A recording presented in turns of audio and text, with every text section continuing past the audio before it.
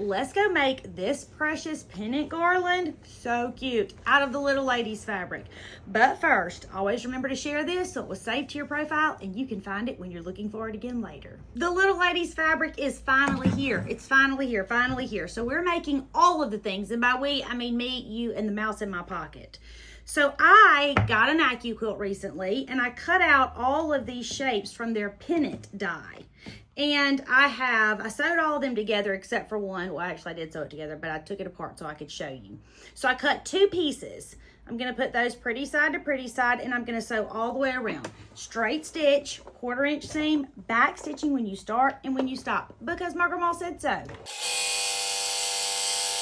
Now, after you've sewn them, all of them, and I made mine out of a bunch of different shapes and a bunch of different colors, then you're gonna turn them right side out, just like this. Now, it's super helpful when you turn it right side out if you get a chopstick, your finger, handy dandy tool, not your scissors, and run it around the edge of your seam, and that will flatten it out nice and pretty. And then after it's flat, you'll iron it, and after you iron it, you'll top stitch it just like this. Okay, so we have a whole bunch here that are sewn, ironed, and top stitched. And we have some double fold bias tape.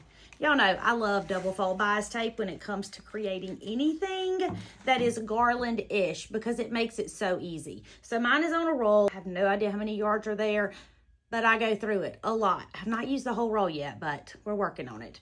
And I'm gonna take the end of it. I'm not even cutting mine because I'm not sure how long it's gonna be. But I'm gonna take the end and I'm gonna fold it in just like this and then fold it over again. That's going to hide that raw edge on the inside. Then I'm gonna come down and I'm gonna start placing my pennants inside here.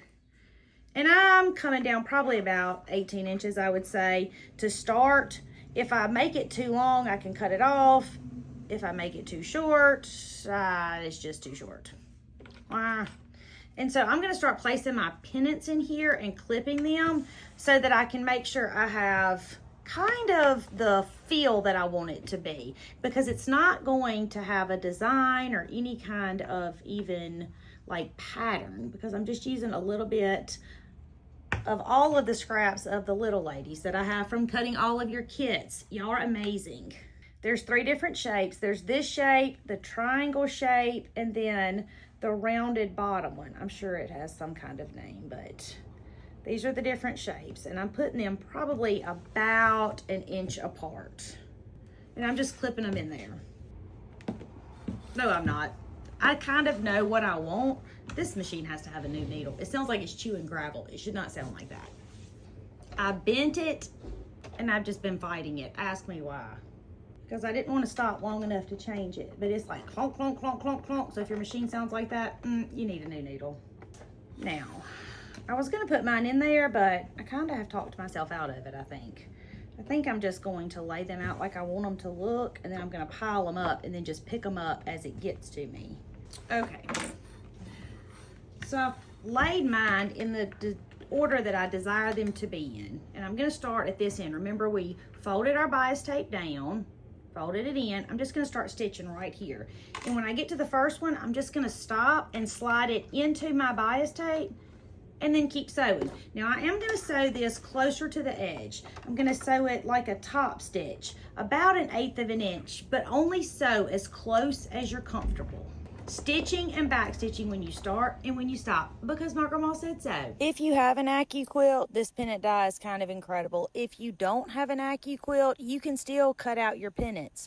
They're just squares, triangles, and like a rounded oval ended one. Super easy for you to cut your pieces. You don't have to have an Accuquilt or a die. And the bias tape, I had never used bias tape before I started teaching y'all, and y'all started asking me to use bias tape and how it worked.